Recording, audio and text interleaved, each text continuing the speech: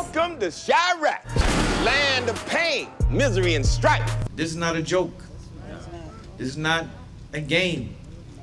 This is real life and death. Cause when my gun go boom, I'll make sure a Trojan end up in the next. I just hit a stain, funny dope. Hey. Yo, welcome to Under the Influence Cocktails and Consciousness. This is a critical thinking platform where we talk about issues that are important to the Black millennial, and then some issues that are definitely not so important to the Black millennial. As we know, some of those issues are hard to handle, so often we handle with a cocktail.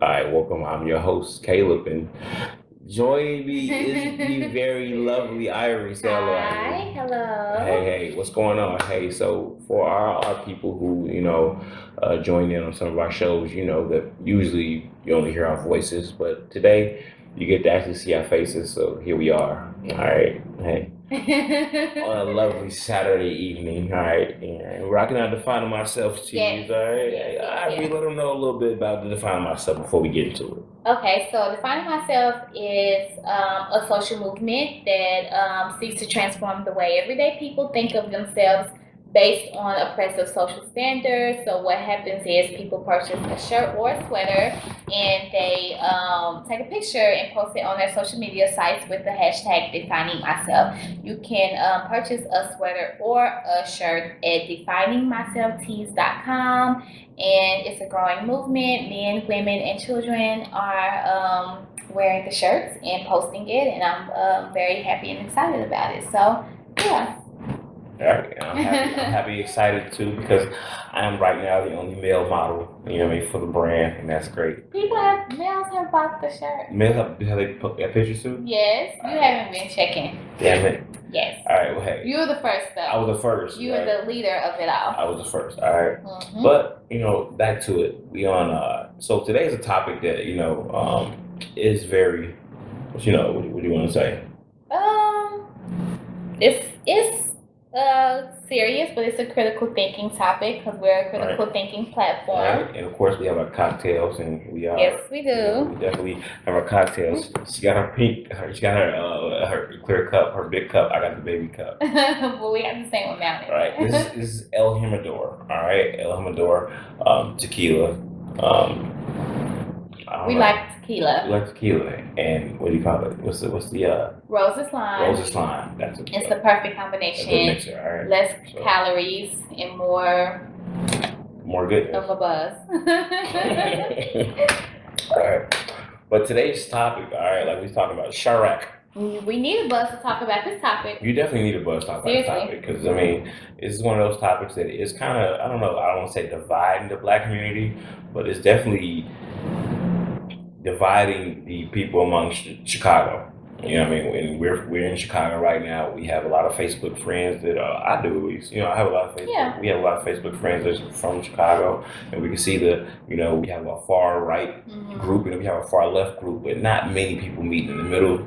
Really, you know what I mean? Or not enough people influential meet in the middle, so that they kind of disperse and bring everybody together. But so what we're gonna do with Cocktails and Consciousness, we're gonna bring it together, and we're gonna call this the Chiraq series. All right, so this is video 1 of the Chiraq series. All right, so let's get off into it. All right, so Spike Lee is a New York-born director. I believe he attended Morehouse College. Yeah. Morehouse College. He started his career around in the 80s, I believe, the mid 80s. I don't remember exactly what movie was first, but I know School Days had to be among one of them. It was She's Gotta Have It. She's Gotta Have It first. I know his whole. Okay, so let me head off to the expert. Okay, because I have a whole box of his stuff. Right. So it was She's Gotta Have It. Right. And then it was School Days.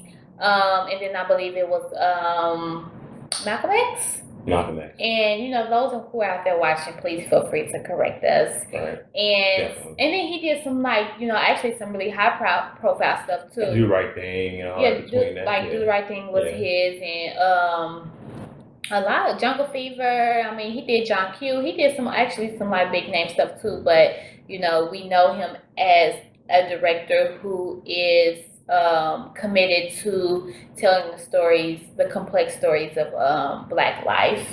And So that's what he attempted to do with Chiraq, I'm assuming, right? Right, and that's what I'm assuming. And I feel like a lot of millennials who kind of have that little pinch of old soul, who kind of remember his, Right. his school days and all that. They understand what Spike might be doing, but I feel like what's happening, the conflict is a lot of the people who are going to disagree with Spike anyway, who disagree with him back in the day anyway. You know what I mean? And the people who are younger and are just now knowing the true essence of Spike. Mm-hmm. You know what I mean? Because I'm gonna be honest. Let me start off with this. I had a Facebook conversation with a I don't know if she was a poet or some shit. I don't know, but she was on Facebook, and I had just I had my status, which was when it was released, the first trailer was satire, Mm-hmm. and she was just kind of like, fuck all that, But I'm just like, I don't know, man. I'm just like, yo, it's Spike Lee. You know what I mean? Spike. Spike Lee. Yes. You're an older person. I expect, and I give leeway to younger people, but Spike Lee. Every one of Spike Lee's movies have had an underlying message to it. Right. And it's always been something good. Yeah. For the good. You know what I mean? Now, she already named off the movies. What was it? She's Gotta Have It.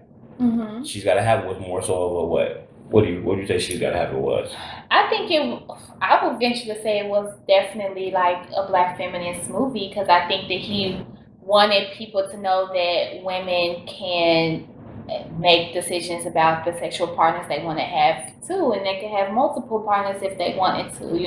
Like the roles can be flipped, and a lot of, and especially during that time, a lot of men and were not trying to tell that story, especially for black women, and so that was definitely innovative, for sure. Definitely, and and it's one of those things that it flipped over to like Do the Right Thing. You talk about Do the Right Thing. Mm-hmm. Do the Right Thing was what was the underlying message?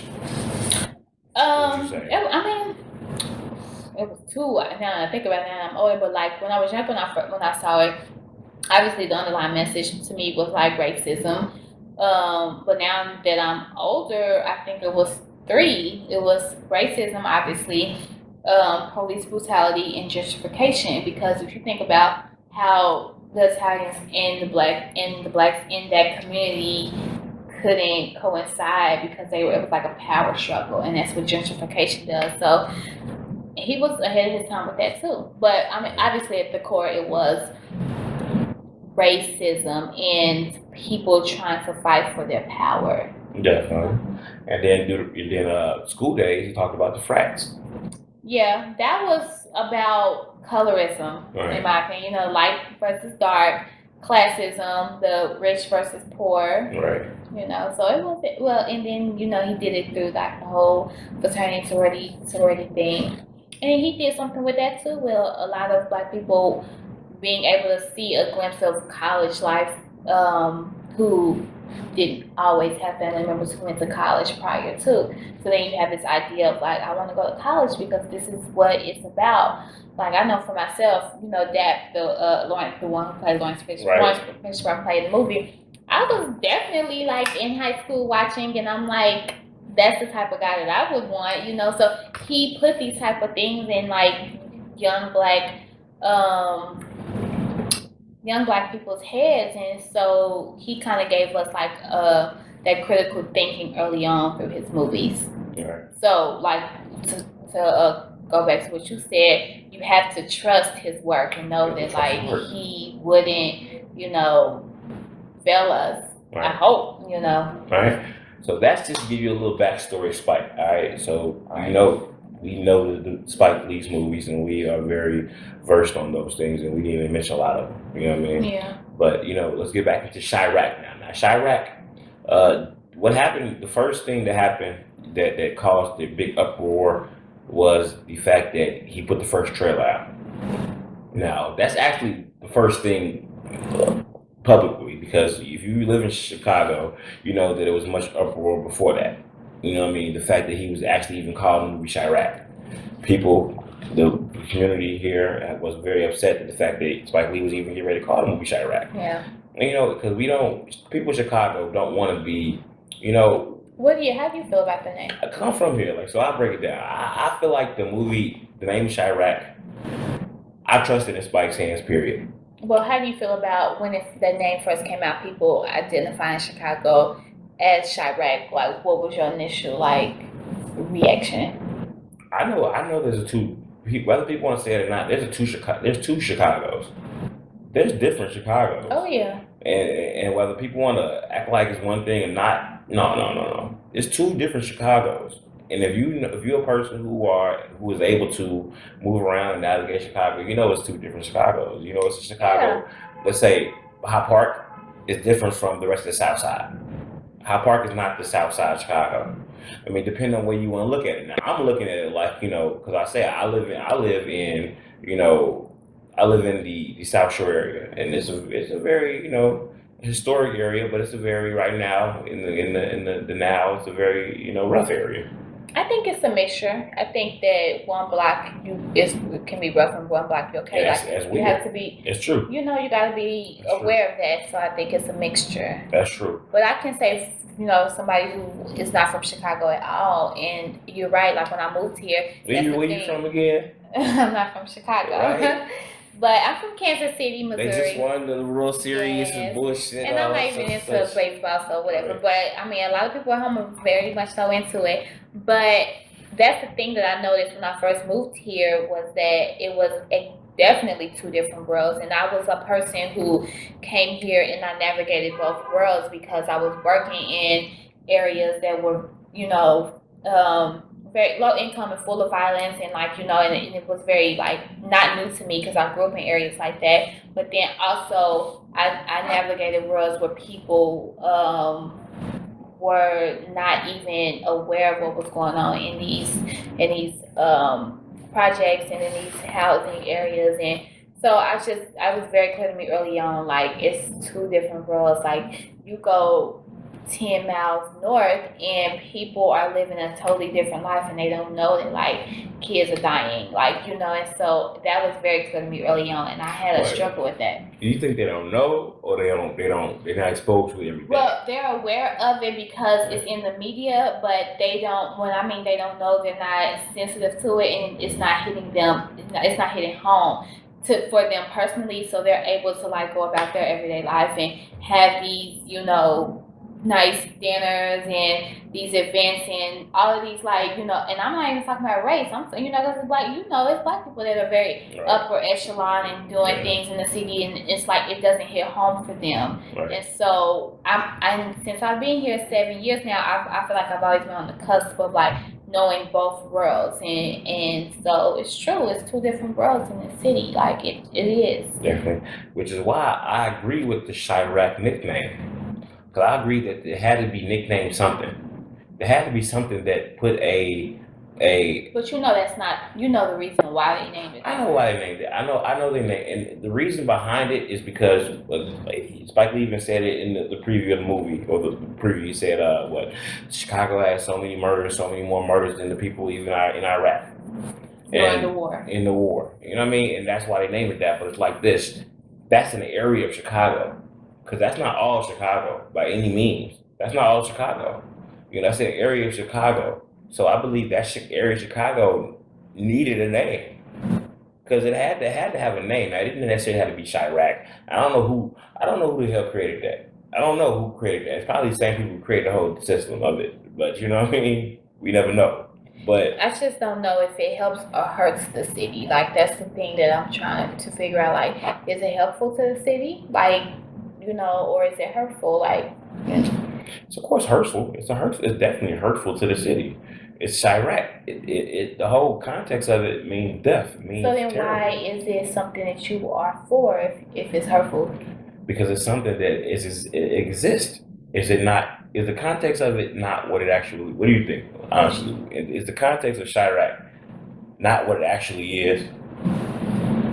Is it not a war going on amongst black males, amongst black people in that area? Yeah, it is. It is, definitely. But I'm just trying to figure out and this is trivial, but I'm just trying to figure out if naming it that is going to assist in eliminating the issues or increasing the issues. I honestly don't know. So I don't even know how I feel about the name. Honestly, I know that it sheds light on the issue, but and is it gonna, help it or not? Like, I know that the mayor, he was totally against it because he felt like it affected the tourism, and it in turn affected the taxes and the money that comes to the city, right? But that's not directly affecting like our community, so that doesn't really matter. But I just don't know if it. I don't know how to feel about the name, honestly. But that's, I don't know. But Chiraq, they put it in quotations. It is South Shore. Mm-hmm. It is Inglewood. I believe it's some areas of Auburn, Gresham. It's everywhere. South, like West, south, and some we places can't- north, we can't and even some name places neighborhoods. west. Definitely. In some places west. It's everywhere. West doesn't get it. West, the because west they're side. talking yeah. about the whole city Right. had more deaths in the city than it did in Iraq. Mhm. Iraq during the height of the war in 2009. So that's the bottom line of it all. So I would consider Chiraq the inner city where the abundance of black people live. I would consider that Chiraq. And as messed up as it is, because the thing about it is we're mixed in with everybody. The people, I don't say we're, but everybody's mixed together. what do you mean by that? The black people, because Chicago is a very segregated city. We have a Greek town, we have a Chinatown. So then we're we got not a mixed Post in town. with everybody, right? No, we're mixed. All the black people, all the different types of black people, all the people who, Okay. all the classes of black people, all the lower class is mixed in with the higher class. Right. And it really is no higher class, and middle class is really kind of like it's really. Right. I say Paycheck away. Yeah, I would say there is a higher class and a lower class, but a middle class is very. Yeah, any day you could be one or the other. Girl. Yeah. You know what I mean? So it's like that's the people. They still kind of live together.